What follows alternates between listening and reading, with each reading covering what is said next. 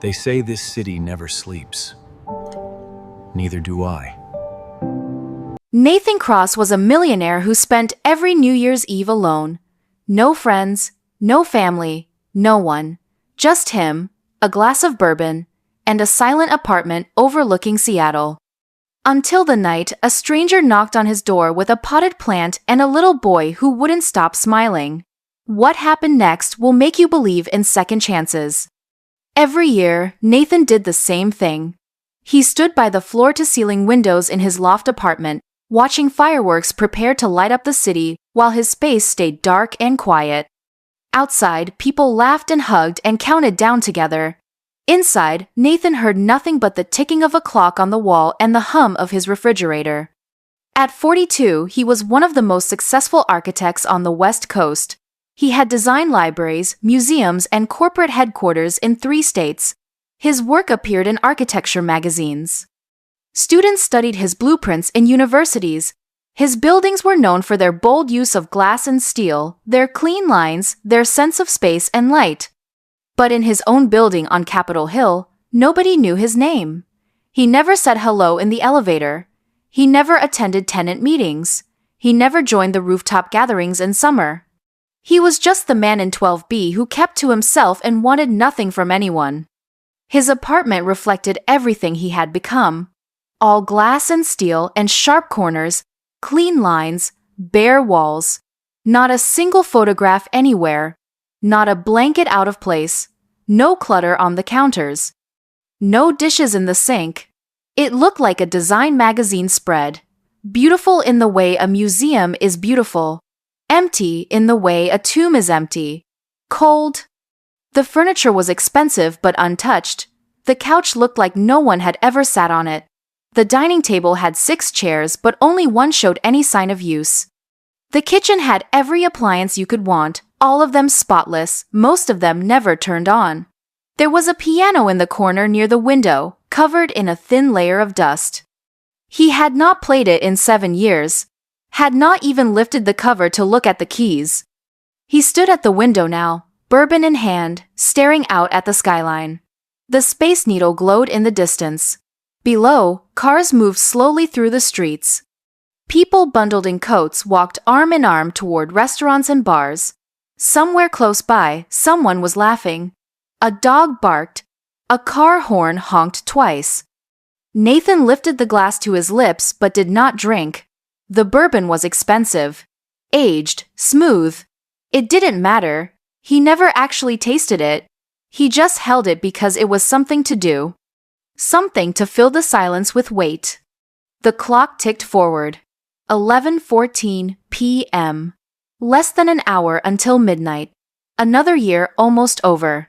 Another New Year's Eve almost survived. He had made it through another 365 days without falling apart. That counted for something. Or maybe it didn't. He wasn't sure anymore. The dinner he had cooked sat cold on the stove. A single chicken breast. Roasted vegetables.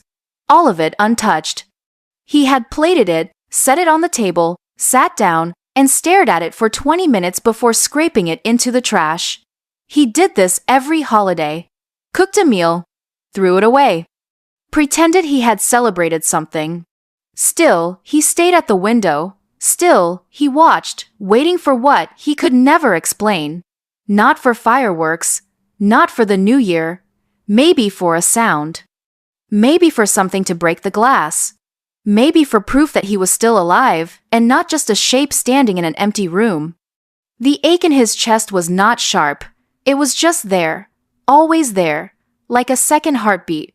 Like a hum you stop hearing but never actually stops. It had been there for 7 years. Since the day his wife Claire and his daughter Emma died in a car accident on a rainy highway outside Portland. Since the day his entire life ended and he kept breathing anyway. And then, it happened. 3 loud knocks on his door. Nathan turned fast, almost spilling the bourbon. He stared at the door like it had just materialized out of thin air. Nobody knocked on his door. Ever. Not in 7 years. Not once. The building had a buzzer system downstairs. Deliveries went to the front desk. His neighbors had learned long ago that he did not answer, did not engage, did not want company. Another pause. Then the knocks came again. Louder this time, more insistent, followed by a small voice from the hallway, muffled but clear. "Hello? Is anyone home?" Nathan set the glass down on the table, his hands suddenly shaking.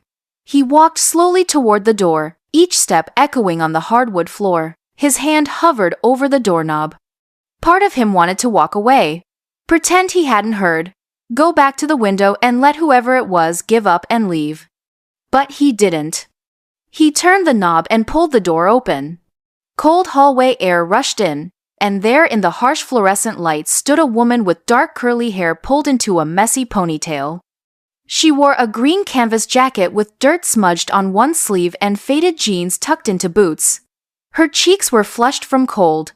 Her eyes were kind but tired. Beside her stood a little boy, maybe 6 years old, wearing a puffy blue coat and a knit hat with a dinosaur on it. He held a small terracotta pot with both hands. Inside the pot was a plant with bright yellow flowers, petals open and cheerful against the dull hallway. The boy looked up at Nathan and grinned, gap-toothed and fearless. "Hi, we brought you a housewarming gift." Nathan just stared. His brain couldn't catch up. He opened his mouth but no sound came out. The woman smiled, a little embarrassed, tucking a strand of hair behind her ear. "I'm so sorry to bother you this late. We just moved into 12D down the hall. I'm Riley Bennett. This is my son Owen." Owen lifted the pot higher, like an offering. "It's a marigold. Mom says they bring good luck, and they smell like sunshine." Nathan looked from the boy to the woman and back to the boy. He felt like he had forgotten how to speak, how to be a person, how to respond to something as simple as a neighbor introducing themselves. Riley's smile faltered slightly. "We're giving them to everyone on the floor. It's sort of our tradition. Owen insisted we do it tonight even though it's late. He said people need flowers the most on holidays." Owen nodded seriously, his expression suddenly solemn. "Because holidays are when people get the saddest." Something sharp twisted in Nathan's chest. He looked at this little boy, this stranger, and felt like he had just been seen through. Like Owen had looked right into the apartment and understood exactly what Nathan had been doing for the past 7 years. He cleared his throat, the sound rough and unfamiliar. "Thank you, that's very kind." Riley tilted her head, studying him for a moment. "Are you okay?" "I'm fine." "You sure? We can come back another time if this is a bad moment." "No." The word came out too fast, almost desperate.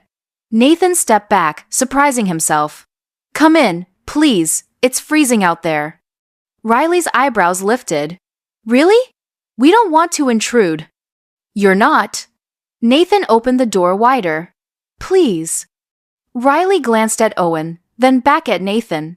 Something in his face must have convinced her, because she nodded. "Okay, just for a minute." She guided Owen inside, brushing snow from their coats even though it hadn't been snowing. A nervous habit. As Nathan closed the door behind them, the silence in his apartment suddenly felt different. Less suffocating, more breathable, like someone had opened a window in a room that had been sealed shut. Owen walked into the living room slowly, his eyes going wide. He turned in a circle, taking it all in. The tall ceilings, the glass walls, the expensive furniture that looked like no one had ever touched it. "Whoa," he whispered. "This place looks like a spaceship." Nathan almost smiled. "It's just an apartment." "But it's so shiny," Owen said, his voice full of awe. "And so quiet. Like a library. Or outer space." Riley stepped beside her son, her eyes moving over the room with a different kind of awareness. No photographs, no blankets, no signs of life, just pristine surfaces and emptiness. She looked at Nathan, and he saw the recognition in her face. She knew. Somehow, she knew. They followed Nathan into the kitchen. Riley set the marigold on the counter carefully, adjusting it so it faced the window. Owen immediately started opening cabinets, peeking inside like he was on a treasure hunt. "I hope marigolds are okay," Riley said, brushing dirt from her hands. "We're giving them to everyone on the floor. It's something Owen and I started doing after we moved to our last place. After things got hard for us, it helped. Giving something to people. Making them smile." Nathan watched Owen pull open a drawer and inspect the contents with great interest. The boy moved carefully, like he was afraid to break something. "What happened?" Nathan asked quietly. "If you don't mind me asking."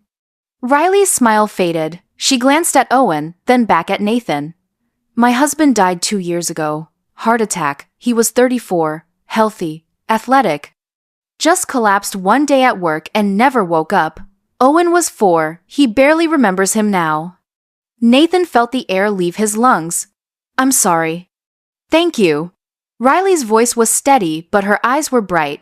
"We've been moving around since then, trying to find a place that feels like home again. This is our 4th city in 2 years. Seattle feels right though. I'm hoping we can stay." Owen turned around suddenly, holding up a box of crackers he'd found in a cabinet. "Can I have one?" Riley touched his shoulder gently. "Sweetheart, we're guests." But Nathan was already nodding. "Of course, help yourself." Owen grinned and pulled a cracker from the box, crunching loudly. He wandered over to the window, staring out at the city lights. "Do you live here all by yourself?" "Owen," Riley said softly, a warning in her tone. But Nathan answered, "Yes." "Don't you get lonely?" The question hit like a fist to the stomach. Nathan stared at this 6-year-old boy who had just asked the one thing no adult had dared to ask in 7 years. "Sometimes," Nathan admitted. Owen turned to face him, his expression serious. "Me too. I get lonely even when Mom's right there. Isn't that weird?" "No," Nathan said quietly. "It's not weird at all." Riley's eyes filled with tears. She blinked them away quickly, looking up at the ceiling. "Owen's very perceptive. He picks up on things. Feelings. He always has." Owen wandered over to the counter, noticing something Nathan had hoped no one would ever see. A small tin box pushed toward the back, covered in dust. "What's that?" Nathan's whole body went rigid. Nothing, just an old box. But Owen was already reaching for it, his small hands wrapping around the edges. He pulled it forward and wiped the dust away with his sleeve. The tin was decorated with stars, hand-painted. The lid was tied shut with a faded red ribbon. "It's pretty," Owen said. "What's inside?" Nathan couldn't speak. His throat had closed up completely. Riley saw the look on his face and moved toward Owen. "Honey, I don't think—" "Cookies," Nathan said, the word barely a whisper. "My daughter made them, 7 years ago. She was 5. The room went completely still. Even Owen stopped moving. Riley's hand went to her mouth. "Was?" Nathan nodded once. His jaw clenched so tight it hurt. Owen looked up at him, his eyes suddenly understanding. "Your little girl isn't here anymore?" "No." "Did she go to heaven?" Nathan's vision blurred. "Yes." Owen set the tin down carefully, like it was made of glass. Then he walked over to Nathan and wrapped his small arms around Nathan's waist. He didn't say anything, he just held on. Nathan stood frozen, staring down at this child he didn't know, and felt something inside him crack wide open. Something that had been sealed shut for 7 years. Something he had buried so deep he thought it was gone forever. Riley moved closer, her own tears falling now. "Owen lost his dad 2 years ago," she said softly. "He understands what it's like to lose someone you love." Nathan looked at her, his face wet, his hands shaking. "How do you do it?" he asked, his voice breaking. "How do you keep going?" Riley reached out and touched his arm. "Some days I don't know, some days I just survive, but Owen keeps me going, and some days that's enough."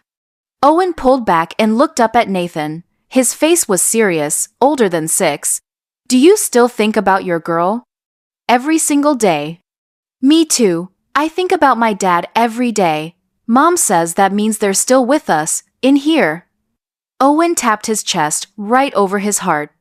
Nathan couldn't hold it anymore. he broke. He sank down onto the floor, his back against the cabinet, and cried. Deep, shaking sobs that came from a place he had locked away for so long he had forgotten it existed. He cried for Emma, for Claire. For 7 years of silence and emptiness, and pretending he was fine when he was drowning. Riley knelt beside him, one hand on his shoulder. She didn't say anything, she just stayed there. Owen sat down on Nathan's other side and leaned against him. It's okay to cry, he said quietly. Mom says crying is just love, with no place to go. And if you're watching this and feeling something shift inside you, hit that like button. Because this story is about to take a turn you won't see coming. They stayed on the kitchen floor for a long time. Nathan cried until he had nothing left. Riley sat beside him, patient and kind. Owen hummed softly, a tune Nathan didn't recognize, but found comforting anyway. When Nathan finally caught his breath, he wiped his face with his sleeve and looked at them. I'm sorry, I don't usually fall apart in front of strangers. Riley smiled gently. We're not strangers anymore. Owen stood up and held out his hand. Come on, you need hot chocolate. That's what Mom gives me when I'm sad. Nathan let the boy pull him to his feet. Owen led him to the couch and patted the cushion. Sit here, I'll help Mom make it. Nathan sat, feeling dazed and exhausted, and strangely lighter. He watched Riley and Owen move around his kitchen like they belonged there. Riley found mugs. Owen found the cocoa mix in a cabinet Nathan had forgotten existed. They worked together with an easy rhythm, talking softly, laughing at something Owen said. When they brought the mugs over, Nathan took his with both hands. The warmth spread through his fingers. He took a sip. It was too sweet and slightly lumpy, but it was the best thing he had tasted in years. Owen sat beside him, swinging his legs. Do you want to hear a joke?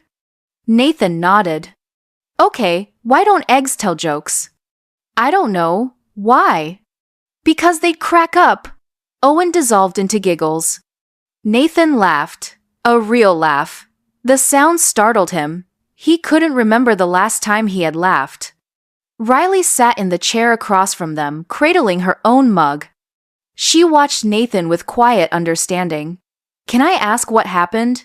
You don't have to answer, but sometimes it helps to talk about it. Nathan stared into his cocoa.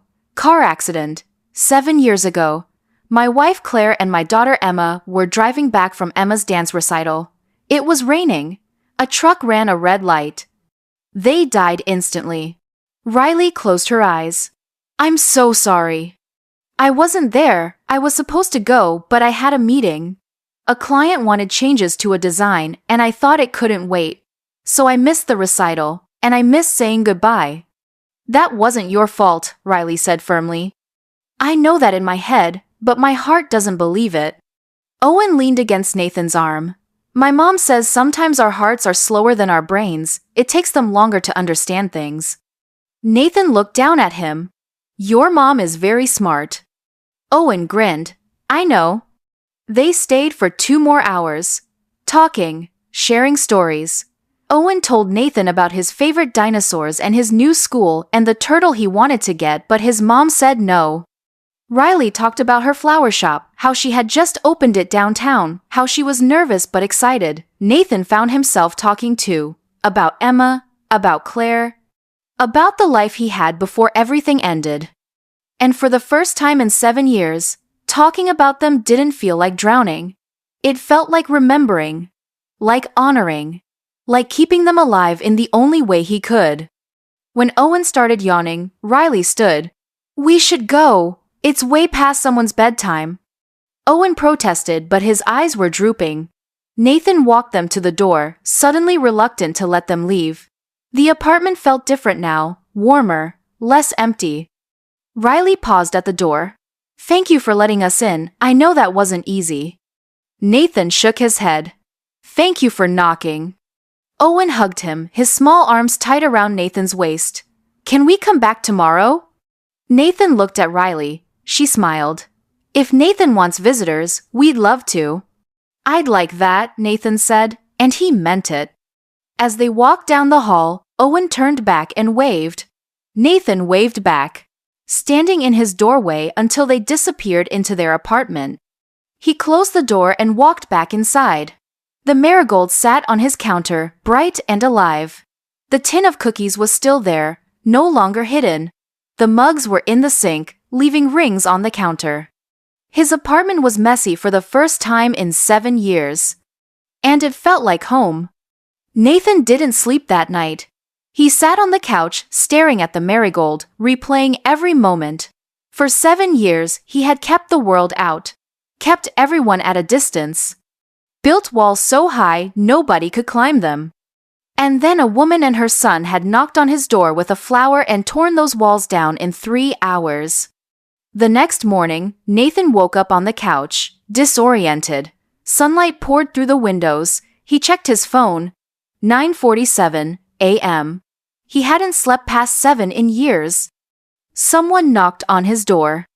He opened it to find Owen standing there in pajamas, holding a plate covered in foil. Riley stood behind him, looking apologetic. "Owen insisted on bringing you breakfast," she said. Owen held up the plate proudly. "Pancakes, with chocolate chips, I helped." Nathan took the plate, genuinely touched. "Thank you, this is really kind. Mom says you probably don't eat breakfast because sad people forget to eat. So we're making sure you remember." Riley's cheeks turned pink. "Owen, you can't just say things like that." But Nathan was smiling. "He's right, I usually don't eat breakfast." Owen beamed. "See, Mom, I'm helpful." They came inside. Nathan heated up the pancakes while Owen explored the living room, pointing out things he hadn't noticed the night before. The piano. The stack of architecture books.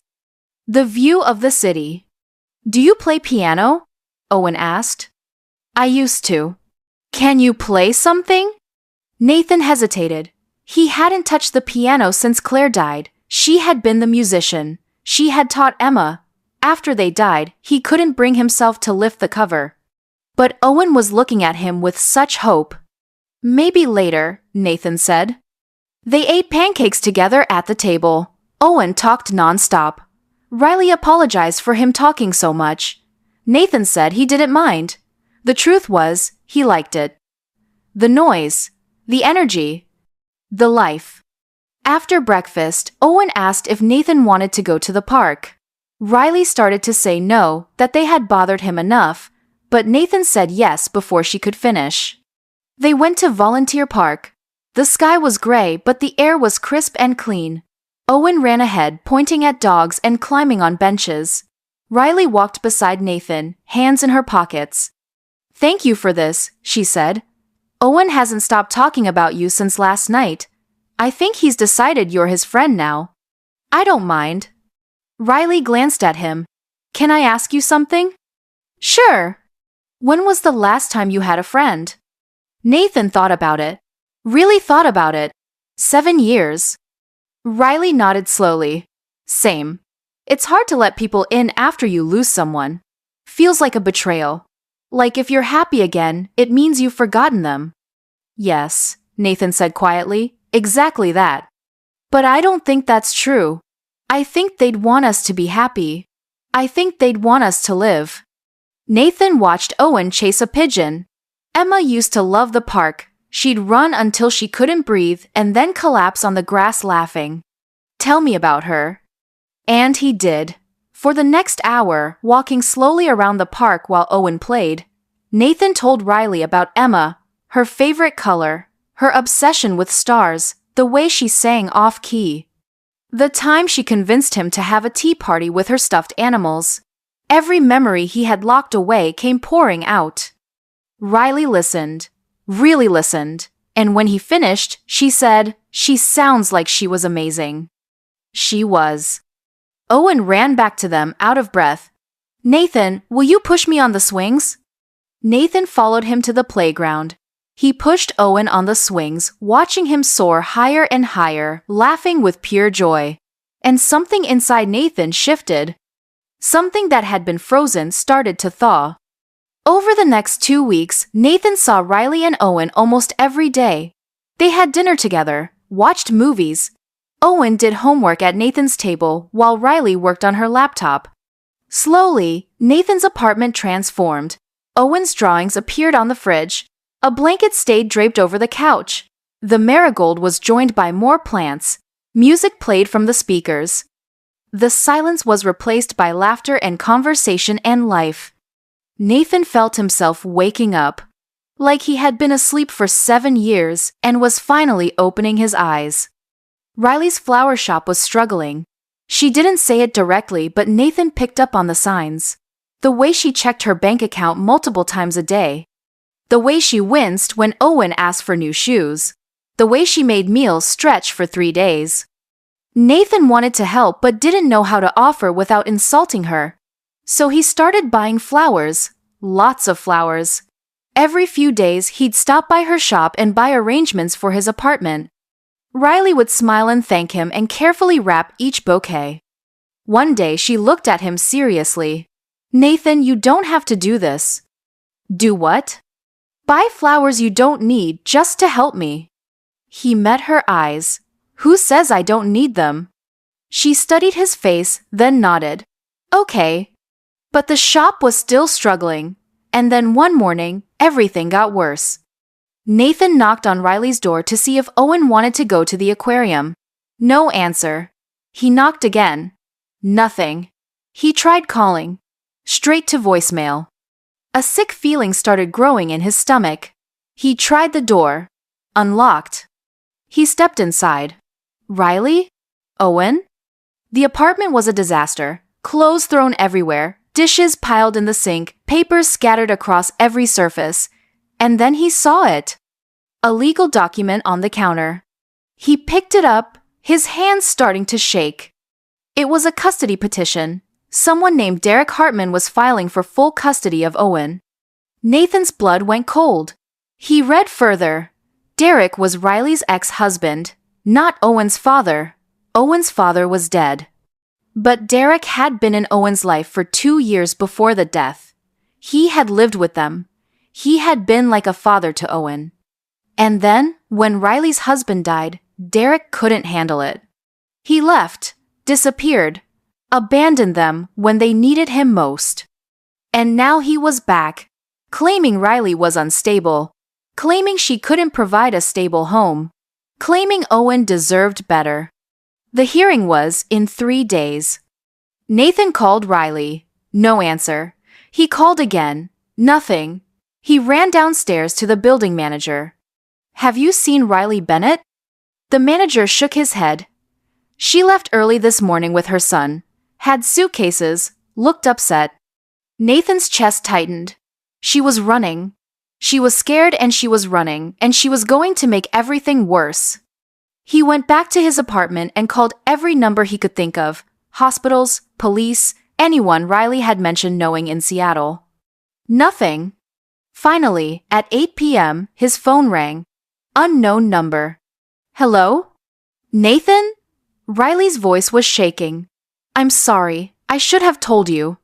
I should have said something, but I was scared and I thought if I just moved again, if I disappeared, he wouldn't find us. But he always finds us. He's been following us for 2 years. Every city we move to, he shows up 6 months later, and now he's trying to take Owen and I don't know what to do." "Where are you?" "A motel outside the city. Near Tacoma. Owen thinks we're on an adventure. He doesn't know what's happening." Nathan's mind raced. "Riley, running won't help. It'll make things worse. The court will see it as evidence that you're unstable." "I know." Her voice cracked. "But I can't lose him, Nathan. He's all I have left. If Derek takes him, I don't know what I'll do." "You're not going to lose him." "You can't promise that." "Yes, I can, because I'm going to help you. We're going to fight this, but you have to come back. You have to face this." Silence on the other end. "Riley, listen to me. I will find you the best family lawyer in Seattle. I will pay for it. I will do whatever it takes. But you cannot run. If you run, you lose. If you stay and fight, you have a chance." "Why?" she whispered. "Why would you do this for us? You barely know us." Nathan closed his eyes. Because 3 weeks ago, I was standing in my apartment waiting to die. I wasn't living, I was just existing. And then you knocked on my door and everything changed. You and Owen gave me a reason to wake up in the morning. You brought me back to life. And I'm not going to let anyone take you away from each other. I'm not going to let Derek win. Riley was crying now. Nathan. Come back, please, let me help you.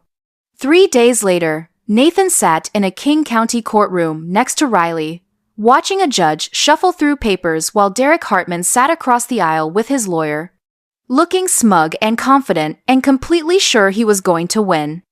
Nathan had spent $45,000 on the best family lawyer in Seattle, a woman named Patricia Chen who had a reputation for being brilliant and ruthless. She sat on Riley's other side, reviewing her notes, calm and prepared. Derek looked exactly like Nathan expected. Tall, clean-cut, expensive suit, the kind of guy who smiled with his mouth but not his eyes. He kept glancing at Riley, and each time he did, Nathan wanted to throw him through a window. The hearing started. Derek's lawyer stood up and began painting a picture of Riley as an unstable, irresponsible mother. She moved constantly, never staying in one place longer than 6 months. She had no permanent job, just a struggling flower shop that was barely breaking even. She had no family support, no safety net. And she had recently tried to flee the state with Owen, proving she couldn't be trusted. Riley sat frozen beside Nathan, tears streaming down her face. Her hands were shaking. Nathan reached over and took her hand, squeezing it tight. Then Derek's lawyer turned to Nathan. "And who are you, Mr. Cross?" Nathan stood. "I'm Riley's friend." "Her friend? How long have you known Miss Bennett?" 3 weeks. The lawyer smiled like he'd just won. 3 weeks. And yet you've inserted yourself into this situation. You've hired Miss Bennett's lawyer. You've paid for her legal fees. Don't you think that's a little strange, a single man befriending a single mother and her young son after only 3 weeks? Nathan felt the implication like a slap. Patricia Chen stood immediately. "Objection. Counsel is implying something inappropriate without any evidence." The judge looked at Derek's lawyer. "Sustained. Get to your point or move on." But the lawyer wasn't done. "Mr. Cross, isn't it true that you live alone? That you have no family, no children? Isn't it possible that you're using Miss Bennett and her son to fill a void in your own life?" Nathan's jaw clenched. Patricia Chen stood again, but Nathan held up his hand. "I'll answer." He looked directly at Derek. "Yes, I live alone. Yes, I have no family. My wife and daughter died 7 years ago in a car accident. For 7 years, I shut everyone out. I stopped living. I stopped caring. I was just existing, waiting to die. And then Riley and Owen knocked on my door and reminded me what it feels like to be alive. They didn't use me. They saved me." The courtroom went silent. Nathan continued, his voice steady. "Derek Hartman abandoned Riley and Owen 2 years ago. When they needed him most, he left. He couldn't handle the grief. He couldn't handle the responsibility. He walked away. And now he's back because why? Guilt? Control? I don't know. But I know this. Owen doesn't need a man who runs when things get hard. He needs someone who stays. And Riley has been there every single day. Every nightmare. Every tear. Every scraped knee. Every moment that mattered. She stayed." Derek's face turned red. "I'm his father." "No," Nathan said coldly. "You're not. His father died, and you didn't step up. You left." The judge banged her gavel. "Mr. Cross, you're out of order." But Nathan didn't stop. He looked at the judge. "Your Honor, I lost my daughter. I know what it feels like to have a child taken from you. And I will not sit here quietly and watch Riley lose her son because a man who abandoned him decided he wants to play dad." The judge stared at him for a long moment. Then she looked at Derek. "Mr. Hartman, why are you here? What changed?" Derek straightened. "I made a mistake. I was grieving. I wasn't thinking clearly. But I'm better now. I'm stable. I have a good job. I can provide for Owen better than Riley can. Can you? The judge asked, because from what I'm reading, Miss Bennet has provided a stable, loving home for her son for 2 years. Yes, she's moved frequently, but that appears to be because you keep finding them and making their lives difficult. She has a business. She has a home. She has a support system. The judge looked at Nathan, and she clearly has people who care about her and her son. Derek's lawyer tried to interrupt, but the judge held up her hand. I've heard enough. Mr. Hartman, you voluntarily left this child's life 2 years ago. You have no legal claim to custody. You never adopted Owen. You were never his legal guardian, and Miss Bennet has done nothing to suggest she is an unfit mother. She closed the folder. Petition denied. This hearing is over. Derek shot to his feet. You can't do this.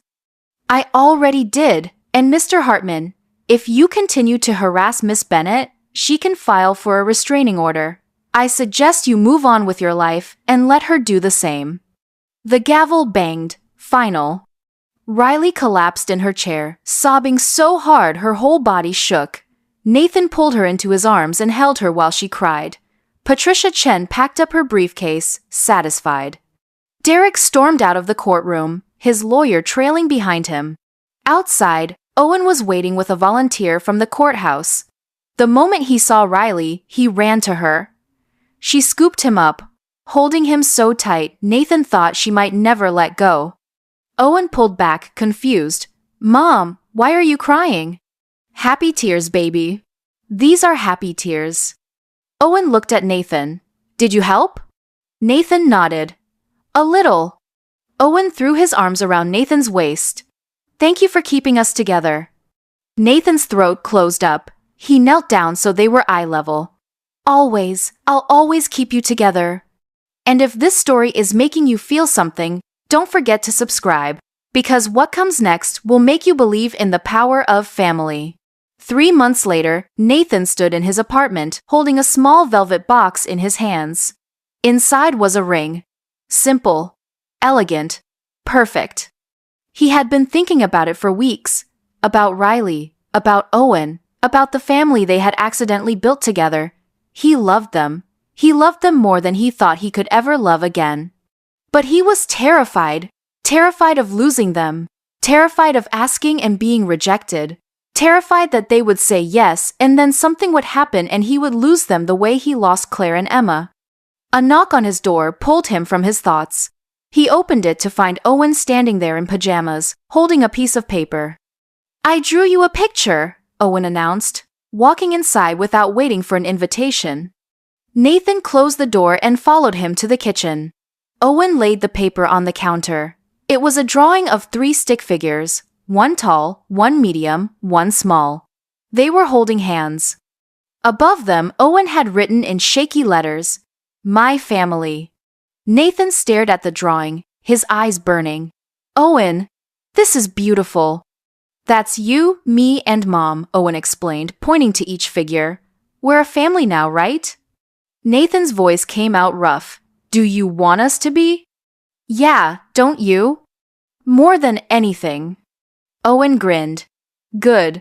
Because Mom loves you. She doesn't say it, but I know. She smiles different when you're around. And she plays music again. She stopped playing music after Dad died, but now she plays it all the time. Nathan knelt down. Can I tell you a secret? Owen leaned in, eyes wide. Yeah, I love your mom too. Then you should marry her, Owen said, like it was the most obvious thing in the world. Nathan pulled out the velvet box. He opened it. The ring caught the light. Owen gasped. Is that for Mom? If she says yes. She will. I know she will. Can I help you ask her? Nathan laughed. How would you help? I'll make it special. I'm good at making things special. That night, Nathan and Owen put their plan into action. While Riley was at the flower shop, they transformed Nathan's apartment. String lights everywhere, candles on every surface. Owen picked flowers from the planters on the balcony and arranged them in jars. Nathan cooked Riley's favorite meal, Owen made a sign that said, "Will you marry us?" in glitter glue. When Riley came home, Nathan texted her to come over. She knocked, and Owen threw open the door. Surprise! Riley stepped inside and stopped. Her hands flew to her mouth. She looked around at the lights, the flowers, the candles. What is all this? Nathan walked over, his heart pounding so hard he thought it might break through his chest. Riley, 3 months ago, you knocked on my door and changed my life. You and Owen reminded me what it feels like to be happy, to be alive, to have a family. Riley's eyes filled with tears. Nathan, I know it's fast. I know we haven't known each other long. But I also know that I love you. I love Owen. I love the life we've built together. And I don't want to spend another day without you. He got down on one knee. Owen stood beside him holding the sign and grinning. Nathan opened the box. Riley Bennett, will you marry me? Riley was crying now, full on sobbing. Yes, oh my God, yes. Nathan stood and slid the ring onto her finger. She threw her arms around him, kissing him through tears and laughter. Owen cheered and jumped up and down. They held each other in the middle of the apartment, string lights twinkling around them, and Nathan felt something he hadn't felt in 7 years. Complete. 6 months later, they got married in a small ceremony at the courthouse. Owen was the ring bearer. Patricia Chen came. A few of Riley's friends from the flower shop. Nathan's old college roommate, who he hadn't spoken to in years, but who cried through the entire ceremony. It was simple. It was perfect. It was everything. Riley moved into Nathan's apartment. Owen got his own room. They painted it blue with glow-in-the-dark stars on the ceiling. The apartment that had been cold and empty was now full of toys and laughter and mess. Plants covered every surface, photos lined the walls. Owen's drawings were framed and hung in the hallway. Nathan played the piano again. Riley convinced him. She'd sit beside him while he played, her head on his shoulder, while Owen danced around the living room. The music didn't hurt anymore. It felt like healing. The flower shop started doing better. Nathan helped with the business side, setting up a website, handling marketing. Word spread. Orders came in. Riley hired 2 employees. The shop became profitable. Owen started calling Nathan Dad without anyone telling him to. It happened naturally one morning at breakfast. Dad, can you pass the syrup? Like it was the most normal thing in the world. Nathan had to leave the room to cry. And slowly, Nathan let go of the guilt he'd been carrying for 7 years. He realized that loving Riley and Owen didn't mean he was forgetting Claire and Emma. It meant he was honoring them. They would have wanted him to be happy. They would have wanted him to live. 1 year after the night Riley and Owen knocked on his door, Nathan stood at the window again on New Year's Eve. But this time, he wasn't alone. Riley stood beside him, her hand in his. Owen was on the couch, half asleep, wrapped in a blanket. Outside, fireworks began exploding across the Seattle skyline. Colors burst and faded. The city counted down to midnight. Riley squeezed his hand. What are you thinking about? Nathan smiled. How different this year is. Good different? The best different. Owen lifted his head from the couch. Is it midnight yet? Almost, buddy. Owen got up and shuffled over, squeezing between them. The 3 of them stood at the window together, watching fireworks light up the sky. As the countdown started, Nathan looked at his family, his wife, his son, the life he never thought he'd have again. 10, 9, 8. Owen grabbed both their hands. 7, 6, 5. Riley leaned her head on Nathan's shoulder. 4, 3, 2. Nathan closed his eyes and made a wish. 1. The city erupted. Fireworks exploded. Horns honked. People cheered. Owen jumped up and down. Happy New Year! Riley kissed Nathan. Happy New Year! Nathan pulled them both close. Happy New Year! And for the first time in 7 years, Nathan wasn't waiting by the window anymore. He wasn't standing in silence, wondering when his life would start again. Because it already had. His life was right here, in this moment, with these people. He was home. And that is the story of the architect who built walls until a florist and her son brought flowers to his door. A story about grief, second chances, and the family you find when you're brave enough to open the door. If this touched your heart, if it made you believe in new beginnings, hit that subscribe button and turn on notifications because we share stories like this every week. Stories that remind you that even in the darkest moments, hope still knocks. Thanks for watching. Until next time, stay kind, stay open, and keep believing in second chances.